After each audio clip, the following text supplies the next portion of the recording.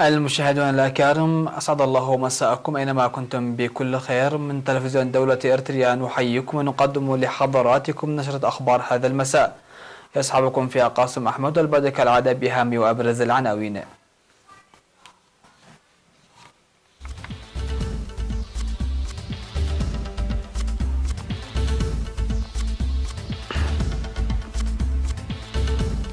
نيافة الأنبا بطرس يوجه رسالة بعيد القديس يوحنا.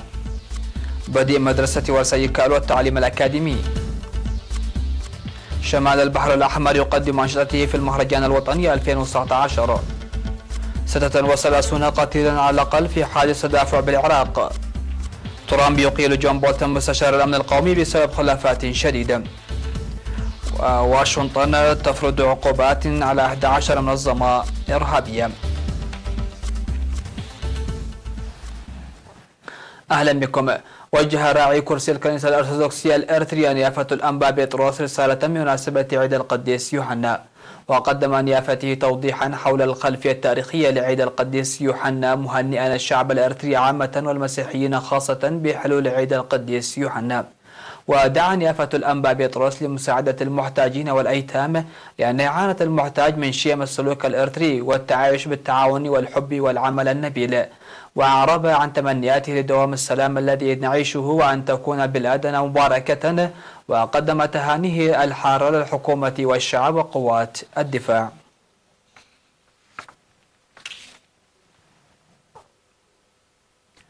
بدأت مدرسة ورسي كالو الدراسة المنتظمة للعام الدراسي 2019-2020 في 2 سبتمبر الجاري. وقال مدير المدرسة الأستاذ رئيسام جبر هيوت في الافتتاح الرسمي للدراسة إن الحكومة تعمل بتفاني مانحة الأولوية لتنمية القدرات البشرية، وأن تقديم التعليم المجاني في البلاد في كافة المراحل يعكس هذا الاهتمام، داعيا الطلاب لجعل كل اهتمامهم للتعليم واكتساب المعرفة لتعويض شعبهم ووطنهم. وأوضح أن هدف مدرسة ورسي كالو بيساوى نقل الطلاب بكفاءة عالية إلى التعليم العالي، مؤكدا بأن التنسيق القوي والتكاملي مع مركز تدريب الخدمة الوطنية يعزز النتائج التعليمية، مشيرا كمثال إلى نتائج السنوات الماضية.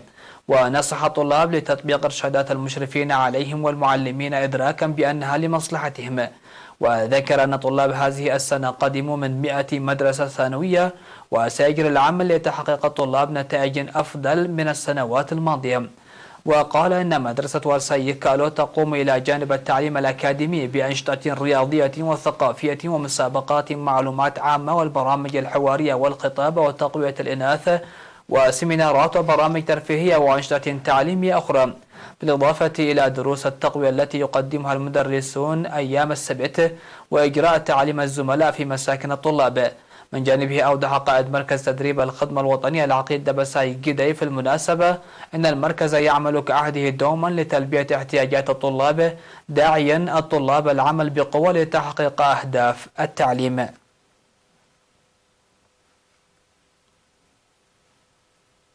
دعت لجان المهرجان الوطني لعام 2019 في إقليم شمال البحر الأحمر في الاجتماع التقييمي الذي عقد في 9 سبتمبر الجاري، دعت لتوثيق المحتويات الثقافية والتراثية المقدمة في معرض المهرجان الوطني المقام في أرض المعرض الإكسبو، لكونها تعد معلما بارزا من معالم المجتمع والقوميات الإريترية، وإجراء أبحاث استكشافية لتكون مرجعا رئيسيا للأجيال المتعاقبة. وأوضحت رئيسة لجنة الاحتفالات في الإقليم السيدة زينب عمر بأن الإقليم يزخر بموارد تراثية مهمة، إلا أنه بمختلف الأسباب لم تعرض للمواطنين كما ينبغي.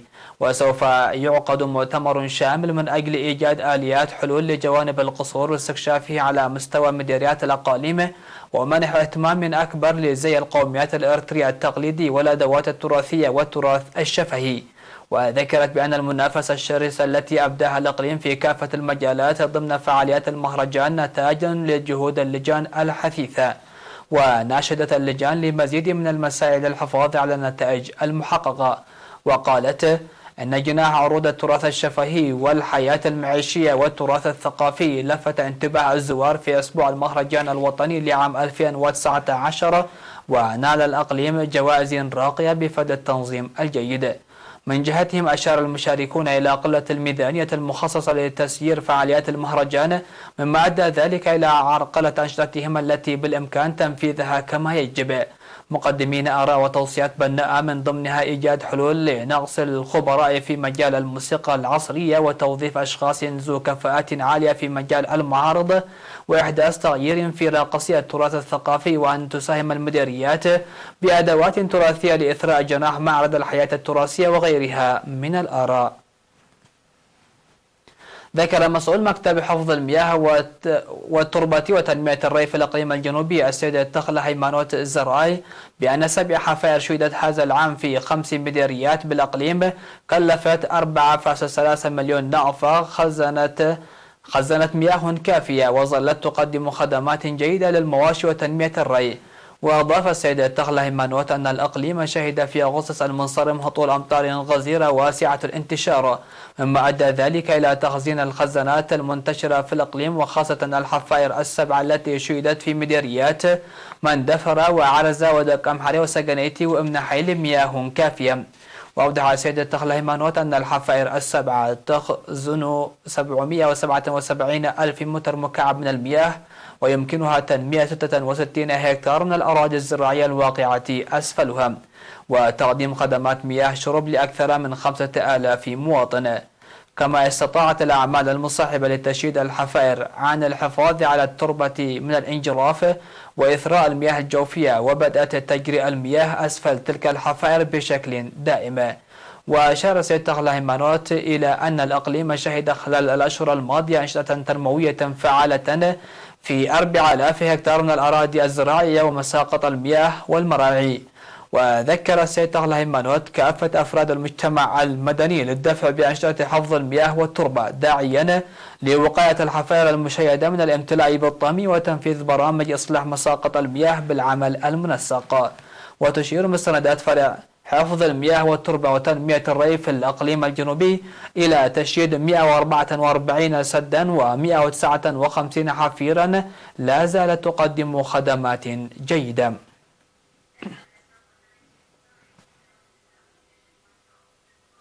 أكدت إدارة مديرية هايكوتا مواصلة أعمال حماية التربة وحفظ المياه بتنظيم أقوى لدوره الفعال في السنوات الماضية في استقرار البيئة ورفع الإنتاج الزراعي. وأوضح مدير المديرية السيد شيخ الدين صالح أن أنشطة النفير التنموية التي قام بها المواطنون بتقسيمهم في مجموعات أسهمت كثيرا لترسيخ ثقافة العمل الجماعي ورفع الإنتاج الزراعي. وأشار إلى وضع برامج لإصلاح مشارع المياه وحماية الأشجار وتجميع القرى والنظافة البيئية في جميع القرى وانتخاب لجان الصلح وخدمات إدارية أخرى. وحث إدارات الضواحي لتقوية تنظيم المواطنين والعمل المكثف في أنشطة حماية التربة وحفظ المياه.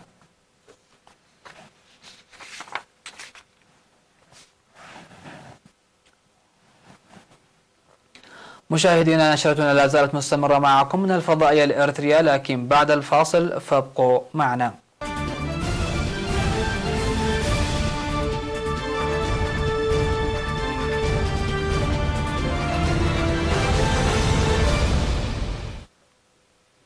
أهلا بكم على أنباء العالمية. أدى حادث تدافع خلال تأدية مراسم ذكرى عاشوراء في كربلاء العراقية التي تبعد عن بغداد ب100 كيلومتر إلى معتل 36 شخصا على الأقل وأكثر من 100 مصاب. وكان المتحدث باسم الوزارة سيف البدر أعلن في وقت سابق أن عدد الضحايا بلغ 31 قتيلا و100 مصاب، بينها حالات حرجة، مؤكدا أن الحصيلة غير نهائية ويمكن أن ترتفع أكثر. ونشر ناشطون صورا بعد الحادث لإعداد من الزوار الفاقدي الوعي على الأرض، بينما يحاول آخرون إسعافهم. ووصل وزير الداخلية العراقي ياسين الياسري إلى كربلاء للإشراف على الإجراءات الأمنية، سبقه وزير الدفاع نجاح الشمري.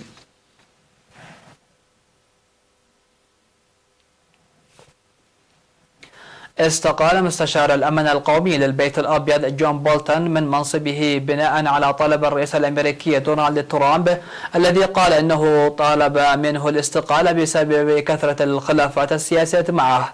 وقال ترامب على تويتر: أبلغت جون بولتون الليلة الماضية بأنه لم تعد ثمة حاجة لخدماته في البيت الأبيض. اختلفت بشدة مع الكثير من اقتراحاته مثل آخرين في الإدارة. وضغط بولتون وهو أحد الصقور البارزين في السياسة الخارجية ومستشار ترامب الثالث للأمن القومي على الرئيس كي لا يتخلى عن الضغوط على كوريا الشمالية رغم الجهود الدبلوماسية. كما عارض بولتون الشخصيات الرئيسية وراء موقف ترامب الصارم من إيران اقتراحات الرئيس بإعادة اجتماع محتمل مع القيادة الإيرانية، ودعا إلى اتباع نهج أكثر صرامة بشأن روسيا وأفغانستان.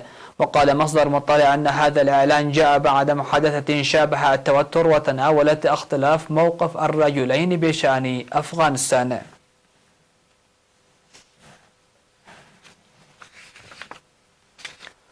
أعلنت وزارة الخزانة الأمريكية فرض عقوبات جديدة على تنظيمات إرهابية. وقال وزير الخزانة الأمريكي ستيف مونشن إن الرئيس دونالد ترامب وقع على أمر تنفيذي جديد بشأن فرض عقوبات على تنظيمات إرهابية.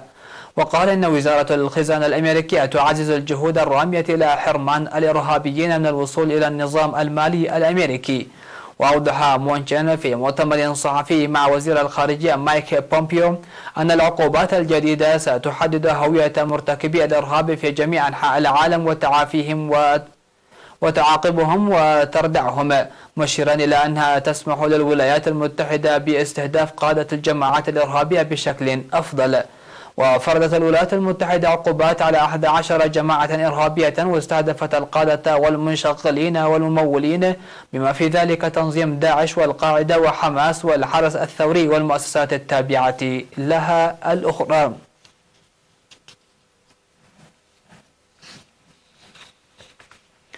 الخبر الأخير في هذه النشرة: ستهيمن السيارات الكهربائية وسيارات الدفع الرباعي في معرض فرانكفورت الضخم للسيارات، والذي سيمتد من 12 إلى 22 سبتمبر بحلول موسم السيارات الجديدة في أوروبا. وستعرض أول سيارة رياضية لبورش تايكان، وتتميز هذه السيارة الأنيقة ب4 مقاعد ومحركين كهربائيين إضافة إلى نظام دفع رباعي تصل قوته إلى 750 حصان وسرعته القصوى 162 ميل في الساعة. وستكشف فولكس فاجن عن شعار جديد يتحول به لون الخلفية من الأزرق إلى الأسود خلال المعرض يتناسب مع ظهور سيارتها الكهربائية المدمجة ID3 والتي طال انتظارها. وستقدم الشركة 3 أحجام مختلفة للطيارات، وستعرض سيارة هونداي الصغيرة للبيع في أوروبا العام المقبل. ويعمل المحرك الكهربائي على بطارية ليثيوم أيون توفر سرعة أقصاها 124 ميل في الساعة.